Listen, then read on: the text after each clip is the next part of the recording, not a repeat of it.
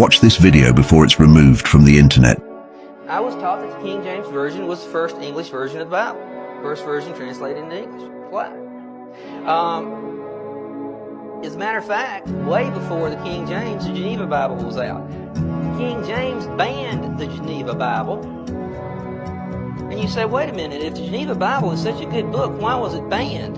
Well, let me tell you why it was banned. First of all, in any of this stuff that I've got, I'm more than willing to let you take a look at. This is a little pamphlet of the instructions to the translators. If you see this, you understand real quick what's going on. You start to understand some of the things that are going on with it. And part of the thing is, let me just give you one quote out of the Geneva of 1591. Ephesians 6, 11, 12. See if you can figure out anything that might cause a king not to want to have this out. Put on the whole armor of God, that ye may abide to stand against the assaults of the devil.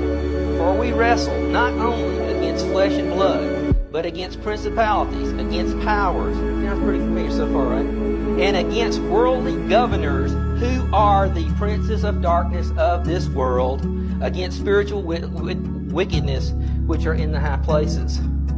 Now that basically says the governments are all evil. Can you understand why they wouldn't want to get rid of something like that? Well, they in fact did. And as a matter of fact, if you read the instructions, you find out that they left out a lot of things. The true meaning of baptism, the true meaning of what the church is. And the reason why they did it is they wanted to be able to control the people.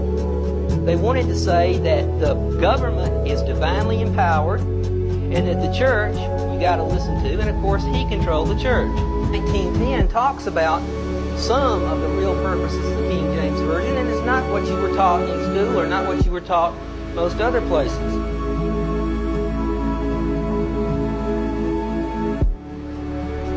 So, for those reasons, the King James Bible, and of course the following editions, there's a book called, by the way, New Age Bible Versions, and it's by Gail Riplinger.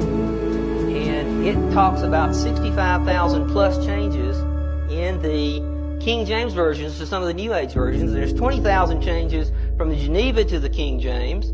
So you kind of get the idea that they're trying to change everything around so it means something totally different than what it originally meant. Let's talk about the pre-Revolutionary War. The Rothschilds.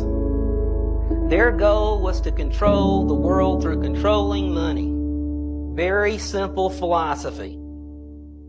I don't care who the government is, let me control the money and I will control the country. And they did exactly just that. Their plan was to finance both sides of the wars. They did that. They took over the Bank of England by financing the Napoleonic Wars and deciding who was going to win.